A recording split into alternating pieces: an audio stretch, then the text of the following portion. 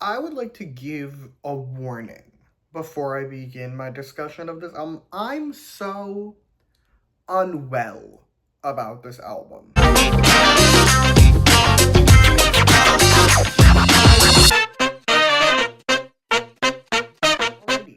Hello. Good morning. How are we doing? I'm here to talk about Rosé's Rosie album, and I want to make it clear, I know I'm like really late to the party of discussing this album. It's been out for a hot minute, but also, if I'm being honest, actually, I wasn't gonna review it, like, ever. I had no intention of it, like, when it came out, and for the first, like, month or so it was out, I was like, I don't need to do this. And then the more I listened to it, the more insane I become about it, and I need to talk about it before I physically explode.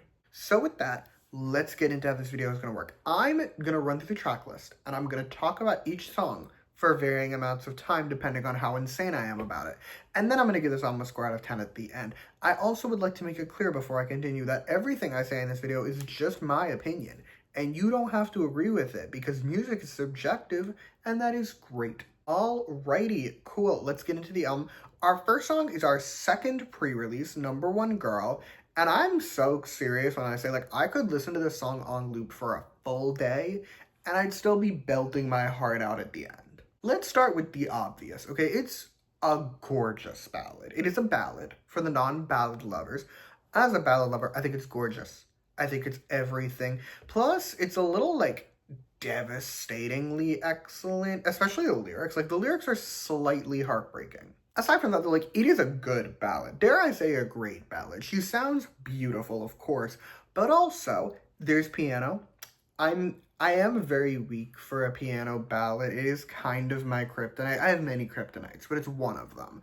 And I loved that. Plus, I do adore the chorus. Like, the chorus is incredible. As a whole, though, I love it. I love it so bad. I've listened to it on loop for, like, a couple hours at this point, and it's just every time it hits. I've literally listened to it for like 2 hours on loop, and it still hits by the end. I love it so much. Yes, I am a pop girl at heart, but I can also be a ballad girl. I have layers. Either way, next we have 3 a.m., and if I'm being honest, this is not one of my songs. It doesn't do it for me the way that other songs do.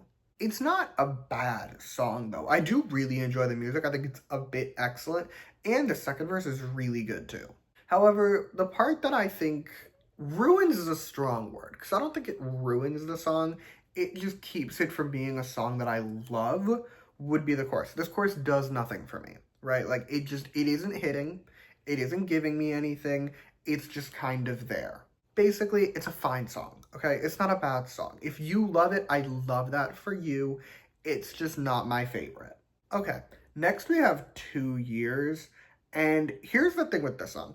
I like it. I think it's good. I never listen to it. The main thing that is honestly holding it back is the vibes, if I'm being honest. It's very Taylor Swift coded. And I don't mean like 1989 Taylor Swift or like country era Taylor Swift. I mean modern Taylor. I mean the majority of the Tortured Poets department. It's giving me like a depressed synth pop. I wouldn't be surprised if Jack Antonoff had produced it. That said, it does have great music, as stated. It's depressed synth pop. I love a good synth pop. However, it's a sound, I think, that I've heard better both from other artists and honestly better on this album. Like, it doesn't do it for me. But enough about that. We've reached the lead single off this album, Toxic Till the End. I'm obsessed, okay? I'm like debilitatingly obsessed. I really, with all my heart and soul, think this is the best Blackpink solo single. I would say, I mean that by a wide margin. And when I wrote these notes like a week ago, I did. I actually really like the Jennie song with Doechii. To be fair, I love Doechii, so I am biased.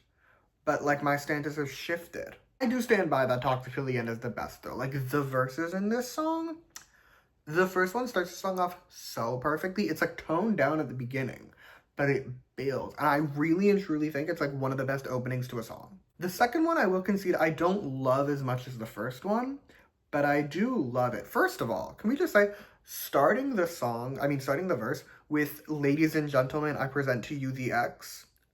Iconic. I'm so obsessed. And this chorus, oh my god, the music hits just enough. It doesn't do too much, but it hits so perfectly. Plus that last chorus, the last chorus where it's like just her and a guitar at the beginning, and then the music comes in, it fucks so hard.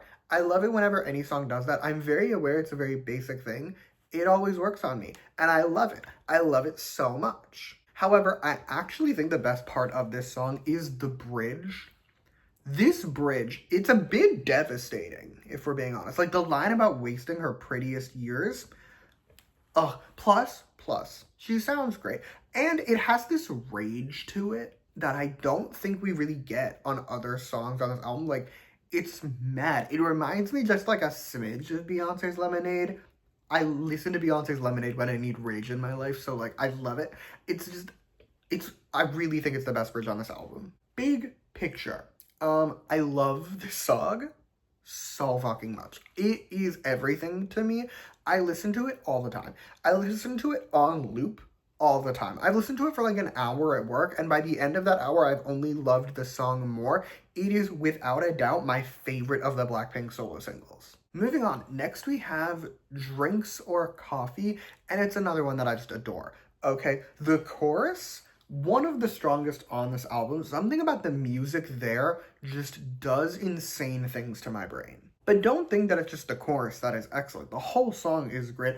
I really enjoy the verses. The second one is flawless, and I also really like the first one. However, as previously stated, the chorus steals the show, okay? If you're ever, for whatever concerning reason, in my home, and you're watching me listen to this while I'm like making dinner or something, you would be surprised how much fun I have to this chorus. Like, I'm having the time of my life. Anyway, next we have the one, the only, Apate. I made a whole review for this song when it came out, so like, I'm not gonna get too into it. I will be putting that review in the description. However, I will not deny I adore this song. Like, it is pop perfection. There's a reason it went so viral, and I love it. It's so good, it's so catchy, it's so fun.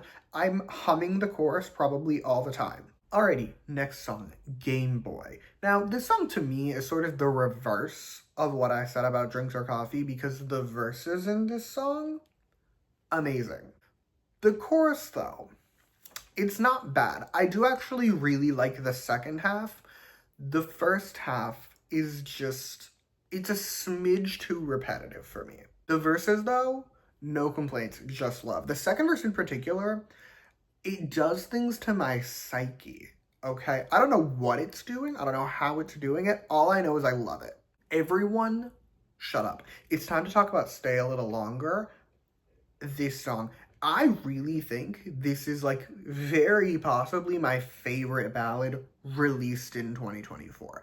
It takes everything I loved about Number One Girl and just does it better. First, the music. This is another contender for best music on this album to me personally. We start simple with like just piano, but more and more come in throughout the song, and by the end it's just gorgeous. You know what else is gorgeous?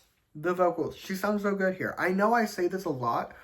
I feel like Blackpink group releases aren't exactly designed to highlight phenomenal vocals in the way ballads are. She sounds so good here. And again, the lyrics are like a little bit devastating. I do also adore the verses, however, by far my favorite part is the chorus. Like, by a wide margin, do I love this chorus. It's heartbreaking. She sounds amazing. She's doing so much, and I'm so obsessed with everything she's doing. We need to move on because I could keep going about this song. We need to move on because I have to go to work. So we need to move on. I love this song. I love this song more than anything else in the world right now. Moving on. Next is Not the Same. Are we surprised I love it? We shouldn't be. It is kind of like designed for me to be obsessed with it. First, there's guitar. I'm so weak for a nice guitar moment.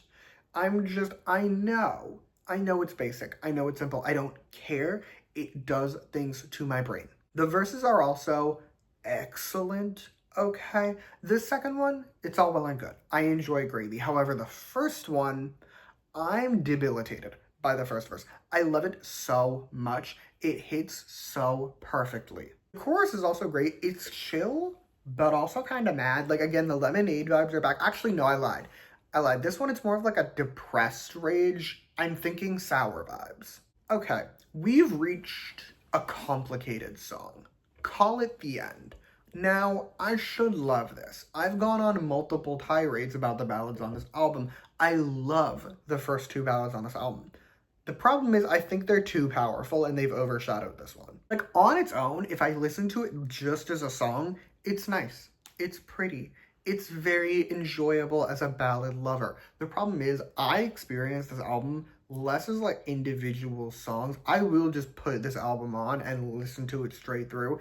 And when you do that, and like 5 minutes ago we were listening to Stay a Little Longer, this one just doesn't have the impact I would like. But it's not a bad song, right? Like, again, if I put it on, I'd enjoy it. I just don't love it where it is in the track list. Whatever, it's fine. Next we have Too Bad for Us.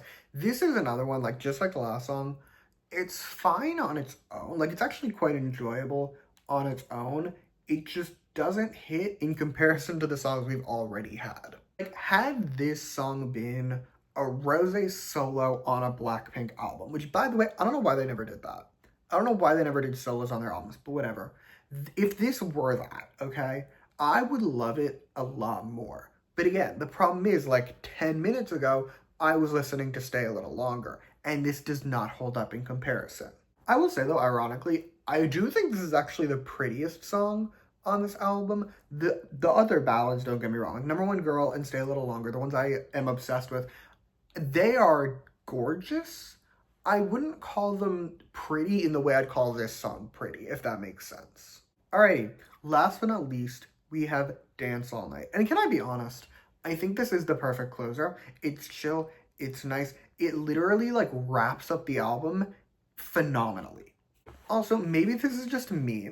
I think there's something really sweet about ending an album that's filled with sadness and heartbreak by just saying, like, if I could have one thing, I just want to be happy and dance all night. Like, it gets me a little bit.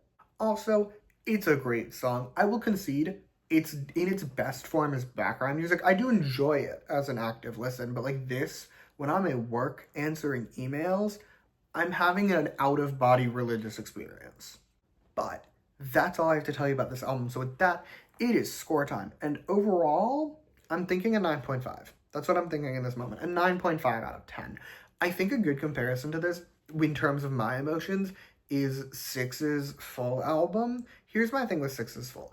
I love that album so much, not because it is their like most consistently good album, but because the songs that I like on there are their best songs, right? So like with this one, there are some songs on here that I don't love, that I don't have in my Apple Music, but the ones that I do are some of my favorite songs released last year. Like, from any big three, I don't think there's been an album that has like embedded itself into my mind the way this one has. To be fair, it is tailor-made for me to be obsessed with. Like, we have gorgeous ballads that I love. We have like punky pop songs that I love. It's meant for me to obsess over, but I am obsessed with it. So yeah, 9.5 out of 10. And that is all I have for you today. Thank you so much for watching. Feel free to comment your thoughts on this album down below. Let me know how you feel. You can like and subscribe if you want to or don't. I will be okay either way. And in the description, I will put Blackpink and Blackpink adjacent and Rosé reviews. They'll all be down there. Okay, you may check them out if you so choose. And yeah, thank you again for watching. Bye!